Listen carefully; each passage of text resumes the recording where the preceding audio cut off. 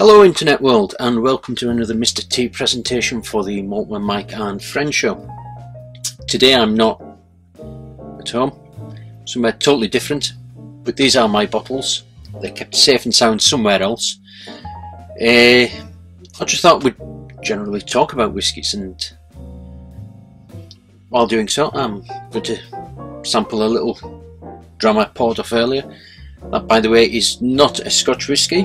It's not Irish, it's not English, it's from many thousands of miles away. It's Japanese, it's a Nikka, it's a coffee malt. So we just thought, yeah, have one of them. A little drop of water in it because it is slightly above the standard 40% ABV. Sounds like the number 67 bus going past somebody's house. Okay, right, on to whiskies. You can tell I've got a few. This isn't everything. This is about, I'd say about a fifth of what I have that is currently unopened. And you may think, yeah, right, they're empties. Let's have a look. Glenlivet 12-year-old, bought in Portugal. The princely sum of €22. Yes, folks, €22. Let's have a look. Abunas. I have a batch 53 and that is a batch 60. By the way, folks, the price of these is going up very, very shortly, upwards to about £90 a bottle. See, still. What else have we got? I do like the shape of their bottles, but why do they have a bottle like that? From 12 and up. 10-year-old is a standard size type generic bottle. I don't know.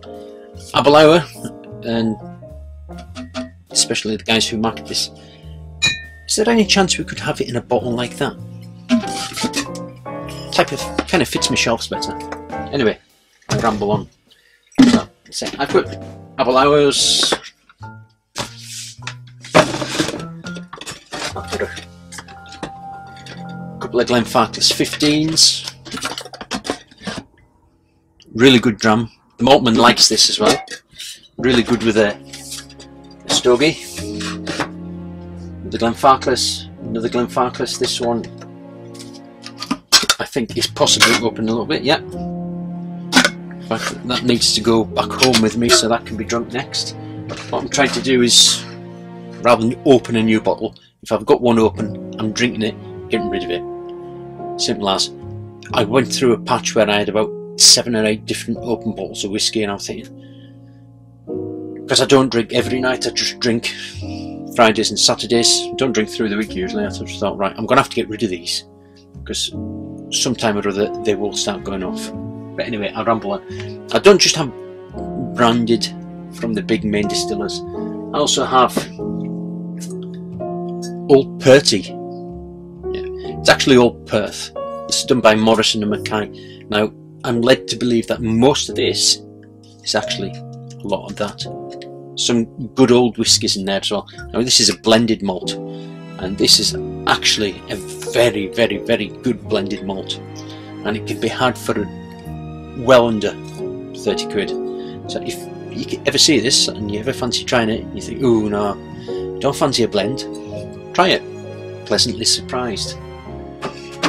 What else do we have? Great King Street, from the people that brought us Spice Tree. Compass Box. Really good blend. This is about my 3rd bottle now. I did have a message off the Maltman the other day. He's just bought one. Now, if he buys one, because he likes it, and he's had it before, then believe you me, it's a good whiskey. We also have the supermarkets. Now, some of you from a couple of Christmases ago may remember this. The stunning 28-year-old Glenmarnock from Aldi. Now, this was at 43%. This is a Speyside single malt. No names given or clues given actually as to where it came from, but I'm glad. I mean, a lot of these I do buy more than one, usually 2 or 3. This I bought 3 of, I have this one here, I have another one at home. Put that back, keep that safe for a minute, put that back. What else have we got? Linkwood. This is a part of the Flora and Fauna range. Now this is a 12-year-old. Now the good people, God no fail, they actually do a 15-year-old, and that is absolutely spot on. I've not tried this one yet. This was a present from my mother, so I shall open that someday and let you all know. I'll do a review of it.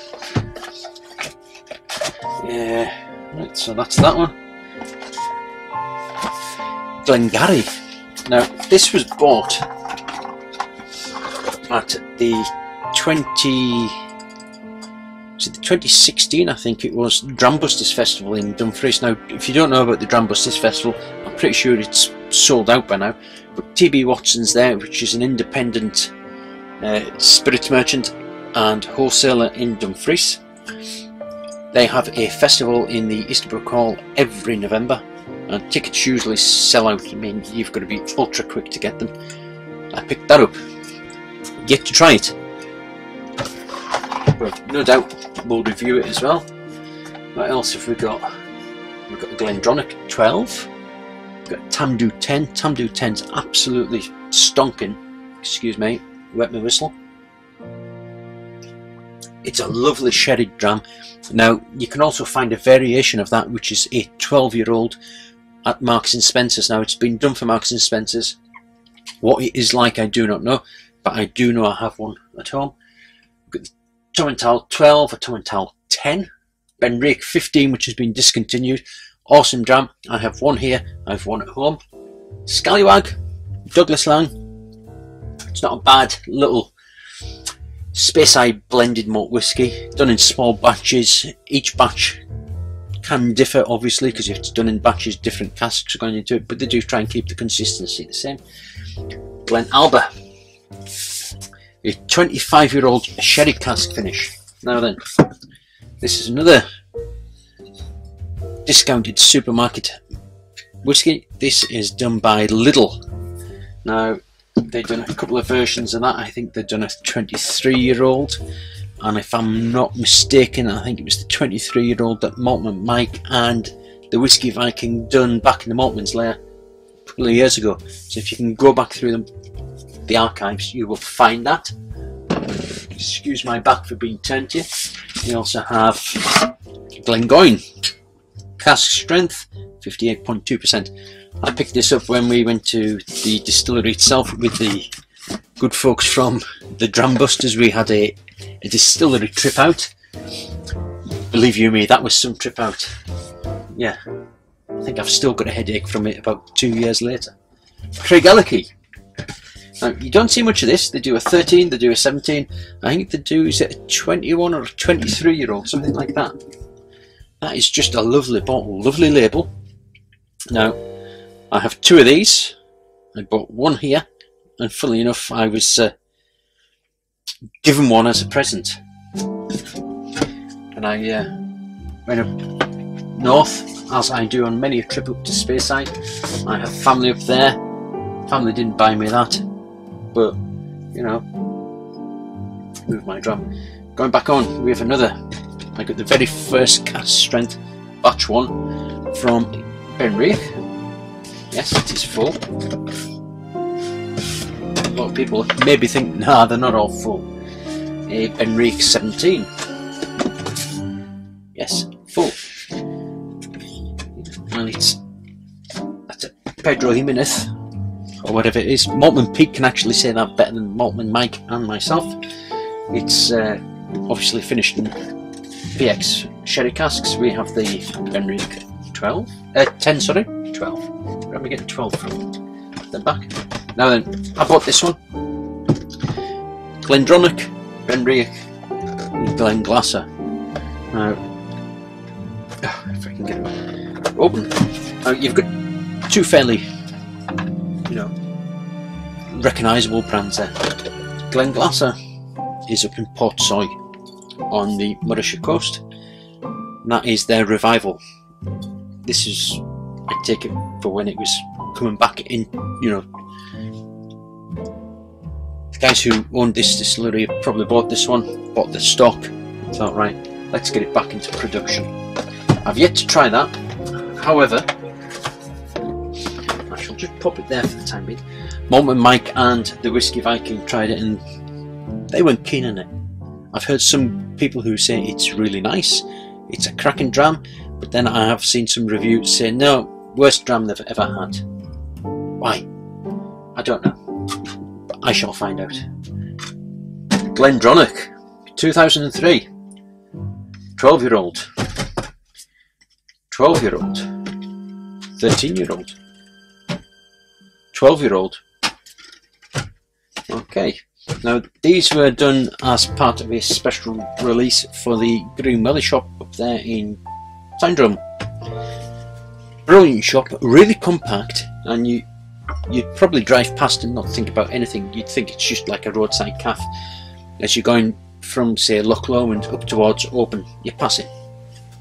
Really good place. If you get the chance, drop in past. The shop's not much bigger than this area that I'm in, but they've done the release of the 12-year-old, which is really, really good. Now, I bought, as you can tell, 3 bottles, and I also thought, when they released the 13-year-old, I'll buy the 13-year-old, so I bought 2 bottles. And we went on a camping trip a couple of years ago and they still had the 12 and a 13, so I bought them again. The 12 I drank when we were away camping up in Luss, and again when we were up in Grantland Spey, and that was really nice. Got home, thought, oh, I'm looking forward to this 13, cracked that open, disappointed. It was as weak as seawater, not a patch on the 13-year-old, which I had high hopes of. But never mind. But going on to a cracker of a Glendronach, you have to go for this. Revival. Rare as hen's teeth, rocking horse poo, honest Tory MPs. Yeah, it's about as rare as that, and it can actually go on internet auction sites for a fair bit of money. This came up, was it the Whisky Exchange that actually had it as a special? They'd found some at the back of the warehouse and it was 1 per person. I don't just want 1, I want 2 or 3. And I ordered in my name. I also got my mother to go online. Yeah, Silver Surfer she is. She got me one. Wife went on. She got me one. And a friend of mine actually went on and got me one. Now, I have 1 here, I have a couple somewhere else, and I have 1 at home. Safekeepings. I don't like to keep all my eggs in one basket. Glendronach 18, the Allardyce. Named so after the man who